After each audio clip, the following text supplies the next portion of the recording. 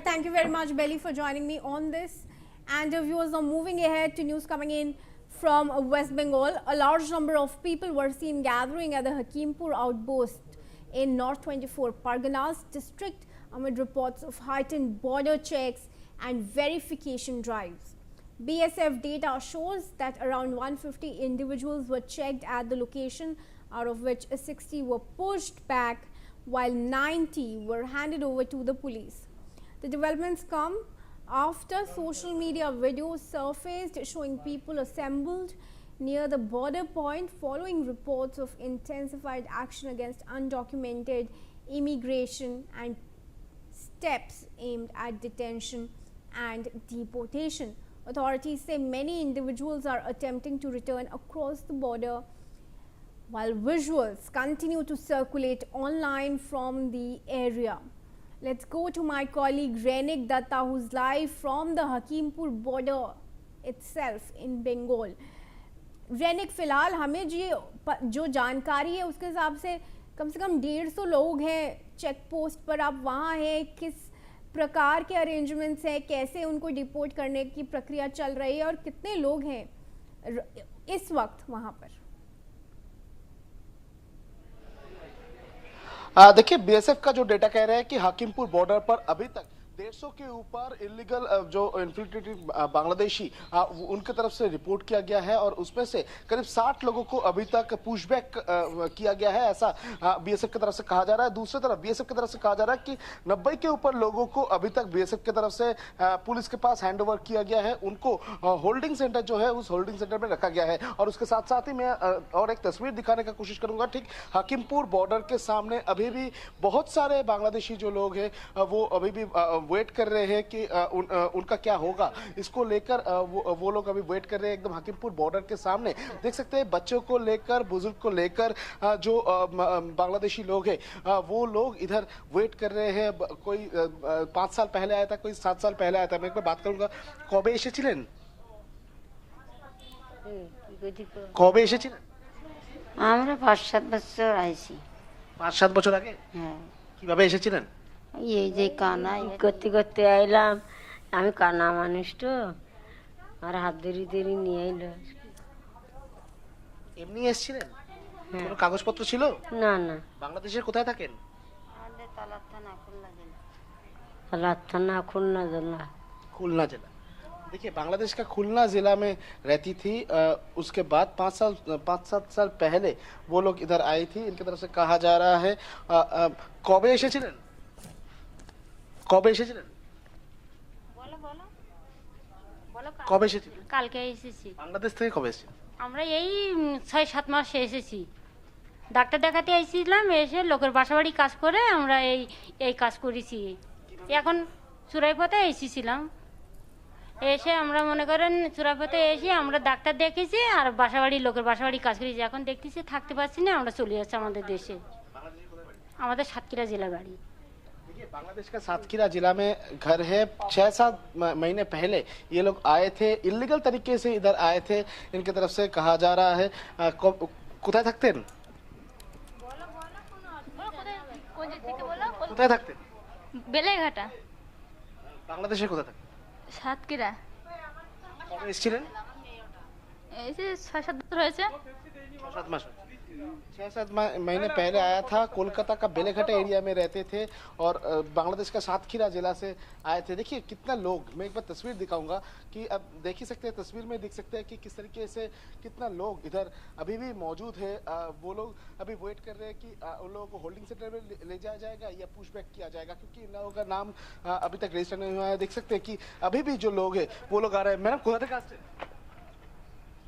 Madam কোথা থেকে আসছেন? কোথা থেকে আসছেন? কলকাতা। कोलकाता से आ रहे हैं। देख सकते हैं लगेज लेकर ये लोग सब आ रहे हैं। जितना टाइम जा रहा है उतना ही जो बांग्लादेशी इतने दिन से इलीगल तरीके से पश्चिम बंगाल में रहते थे वो लोग इधर आ रहे हैं। बुजुर्ग जो लोग हैं वो भी इधर मौजूद है, जो बच्चों को लेकर भी इधर आए थे।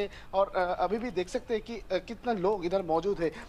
ये बाहर का घर है और अंदर में भी बहुत सारे लोग जो है वो अभी भी फिलहाल मौजूद है। देख सकते हैं कि पूरा ये जो अंडर कंस्ट्रक्शन घर है, इसको अभी एक टेम्पोररी शेल्टर तैयार किया गया है, जिस जगह पर सामान लेकर लोग जो है वो इधर है, बच्चों को लेकर इधर मौजूद है।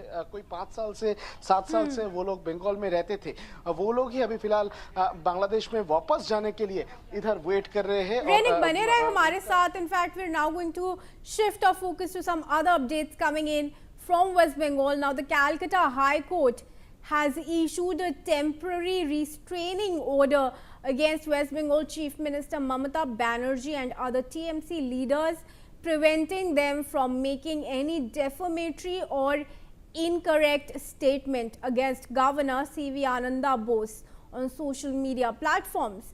In its ruling, a single judge bench led by Justice Krishna Rao issued an interim order in the defamation suit filed by the West Bengal governor, restraining Mamata and other TMC leaders from making any defamatory statements on social media till August 14. The High Court emphasized that the governor holds a constitutional authority position and cannot be subjected to personal attacks.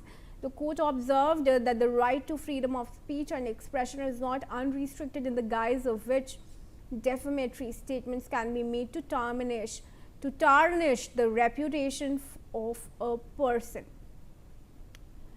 All right, Renik, restraint order against Mamata Banerjee from making these restraining remarks against the governor. What else has been the court's observation in this case? देखिए, former West Bengal governor C V Ananda Bose की तरफ से ममता बनर्जी के खिलाफ में एक deformation मामला दायर किया गया था। उसी मामले का बेसिस पर आज कोलकाता हाई कोर्ट का जो जस्टिस कृष्ण राव का सिंगल बेंच है, उनके तरफ से एक ऑर्डर दिया गया है, जिसमें कहा जा रहा है कि 14 अगस्त तक तृणमूल कांग्रेस का किसी भी तरीके से तृणमूल कांग्रेस का कोई भी लीडर हो या खुद ममता बनर्जी, तृणमूल कांग्रेस सुप्रीमो ममता बनर्जी, उनके तरफ से सोशल मीडिया में जो सीवी आनंद बोस को लेकर किसी भी तरीके का टिप्पणी नहीं किया जा सकता है, किसी भी तरीके का डिफॉर्मेटिव वर्ड्स उनकी तरफ से इस्तेमाल किया नहीं जा सकता। 14 अगस्त के बाद फिर से ये मामले का जो सुनवाई वो कोलकाता हाई कोर्ट की तरफ से किया जाएगा। सीवी आनंद बोस की तरफ से इसके पहले ममता बनर्जी के खिलाफ पर, तृणमूल कांग्रेस के खिलाफ पर डिफॉर्मेशन मामला दायर किया गया था। उसी बेसिस पर आज कोलकाता हाई कोर्ट का जो डिवीजन बेंच है, जो सिंगल बेंच है जस्टिस कृष्ण राव का, उनके तरफ से ये ऑर्डर जो है वो दिया गया है। सोशल मीडिया में टिल अगस्त 14 तक कोई स्टेटमेंट, कोई टिप्पणी ममता बनर्जी या तृणमूल कांग्रेस का किसी भी लीडर की तरफ से नहीं किया जाएगा, ऐसा कोलकाता हाईकोर्ट की तरफ से आज ऑर्डर दिया गया है। जी रेनिका, बिल्कुल। Now viewers, in fact, Chief Minister Suvendu Adhikari has said that approximately rupees 30 lakh beneficiaries of Lakshmir Bhandar, a direct benefit transfer scheme for women introduced by the previous TMC government, were ineligible as they had either been permanently deleted from the voter list or had not applied to an SIR-linked tribunal or for citizenship under the CAA for inclusion. The Suvendu Adhikari government has replaced the Lakshmir Bhandar with its own Annapurna Yojana, which comes into effect from the 1st of June. All right, let's in fact bring in Renik Datta on this once again. Renik, big focus of course on the Lakshmir Bhandar scheme for women. 30 lakh beneficiaries are there, and DBT, which is introduced by the TMC government, they were found to be ineligible. Take us through more details on this.